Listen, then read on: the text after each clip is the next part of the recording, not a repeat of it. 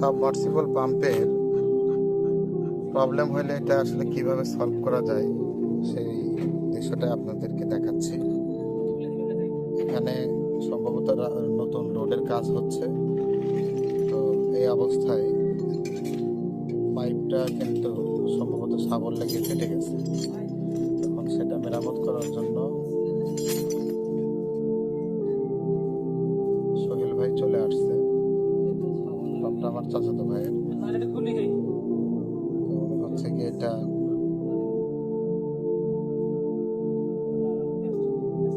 নতুন দেখতেছে, যেখানে জমও চলে আসছে, নতুন ইউনিয়ন সকেট দিয়ে এটা আর কি মেরামত করা হবে।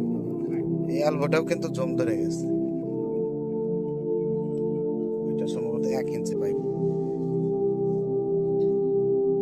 খুবই প্রবলেম। যদি আপনাদেরকে দেখায়, যে দেখেন এখানে এখানে নতুন রাস্তার কাজ হচ্ছে, এখানে অনেক পানির ঝোপ আছে, যেখানে হচ্ছে প্রবলেমটা মোটামুটি ভালো মেরামতের কাজ হচ্ছে।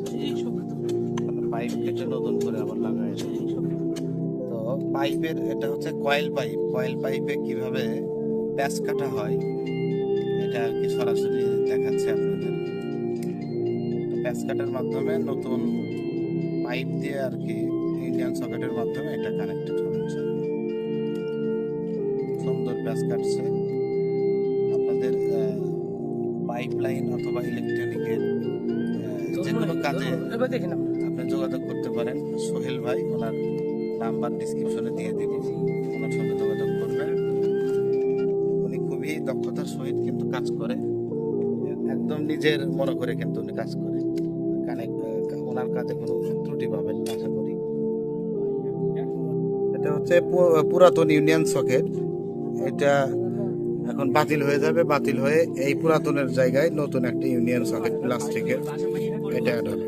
তো এখানে সোহেল ভাই যেটা বলতেছে যে পুরাতনটা যদি খুলে ফেলে আর করলে এটা মিস করতে পারে, যেহেতু এটা মাটির তলে একদম চলে যাচ্ছে। তো তার কারণে পুরাতনটা দিয়েই কার্যক্রমটা কমপ্লিট করতে হবে। এখন এখানে কয় ইঞ্চি পাইপ লাগতেছে ভাই? 14 প্যাচ কাটা সহ। তো মোটামুটি যে পাইপটি নেওয়া হয়েছিল এটার প্যাচ কাটা কমপ্লিট দুই পাশেই।